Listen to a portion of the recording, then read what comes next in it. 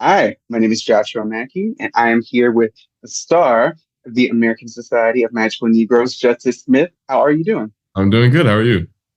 I cannot complain, can't complain. Gotta say, this is a great moment for me. I've been a fan of yours for a long time, so I'm happy to finally chat via Zoom about your work. So it's going to be fabulous for me. Hopefully, it's fabulous for you too. Now, moving on to your upcoming film, The American Society of Magical Negroes. Uh, what drew you to the role of Aaron, and how did you prepare for it? I didn't have to do much preparation. I mean, it was my story. I'd always wanted to do a movie about race, and I didn't really read a lot of scripts that talked about my specific racial experience. But then when I met Kobe, who obviously has a similar upbringing to me and looks exactly like me, I understood this metaphor. I grew up in a very white environment, and I had to do a lot of things to survive socially, and I internalized a lot of the messaging from my white peers, and it was a really shameful, dark time in my life. And it was only after I got out of that community that I was able to find my own sense of empowerment. And I knew that I could bring those complicated layers to Aaron because I understood that feeling like you have to make yourself small in order to survive. No, no, that's real. I appreciate you sharing that with me too. And I also recognize that a lot of folks who are going to be viewing this, Black viewers in particular, like myself and you, we're very familiar with a lot of the harmful tropes that media continues to perpetuate. Magical Negro, as an example.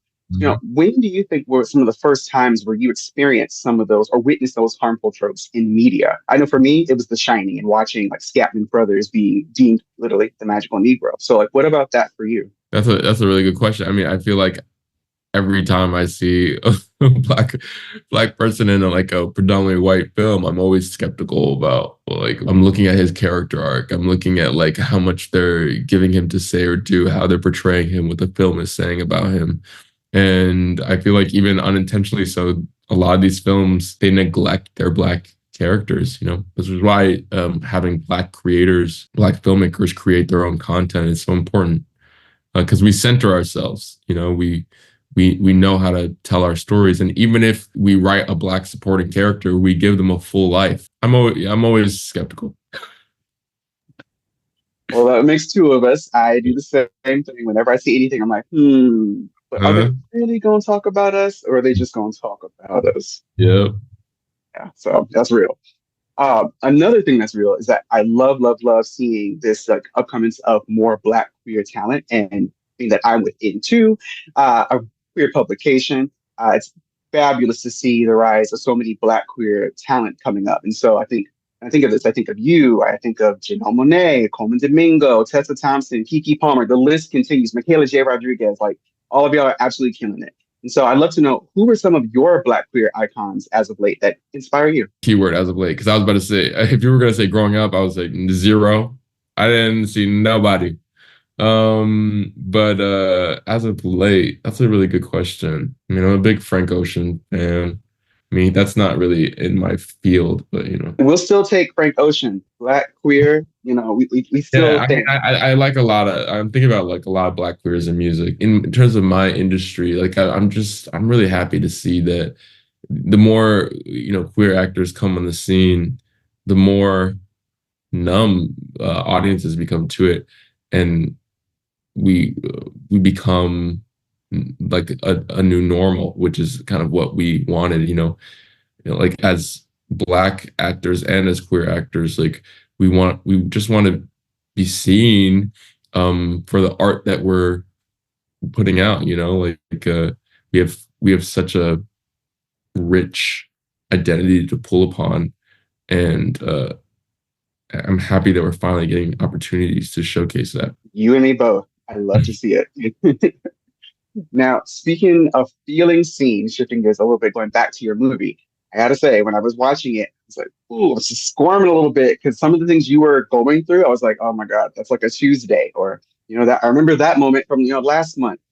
What went through your mind as you were probably also reliving some of these moments that you were navigating as Aaron in the film? I understood this vicious cycle of I feel so uncomfortable in this space, so I'm going to appease in order to mitigate the discomfort. But in appeasing, I'm permitting them to disrespect me further, which then makes me more uncomfortable. I get that mentality. I lived that mentality.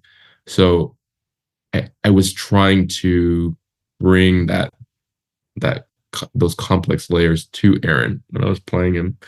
But fortunately, because I lived it and I came out on the other side of it, I could have a boundaried relationship when I was playing it, and it didn't really like take me back anywhere. It just kind of also it being a comedy, like it kept it light and fun, and also me having the leadership of Kobe, who understood like my experience, and we didn't have to dive into like the deeper racial meaning of every single line and every single moment. We could just like play it because we had a shorthand. We understood what these layers were. Like that all helped in keeping me focused on the work, and not really like having like trauma responses, like like having like my history like come back and confront me.